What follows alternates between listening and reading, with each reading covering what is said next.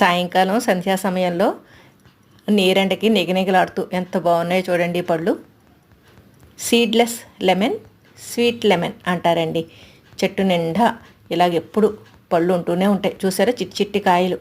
అంటే ఇది 365 రోజులు కాస్తుందండి. సీజన్తో నిమిత్తం ఉండదు.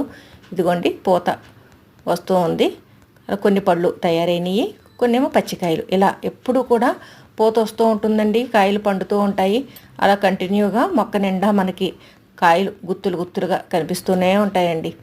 ఎటువంటి శ్రమ లేకుండా చాలా సులువుగా పెంచుకోవచ్చు. స్వీట్ నిమ్మ, సీడ్లెస్ నిమ్మ అని అడిగితే కనుక మనకి నర్సరీస్లో ఇస్తారు.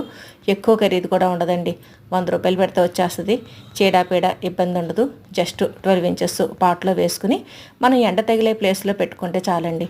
చక్కగా ఇలాగ విరక్కాస్తుందండి కాయలు. ఇవి డైరెక్ట్గా తినేయచ్చు. చాలా బాగుంటాయి, హెల్త్కి మంచిదండి.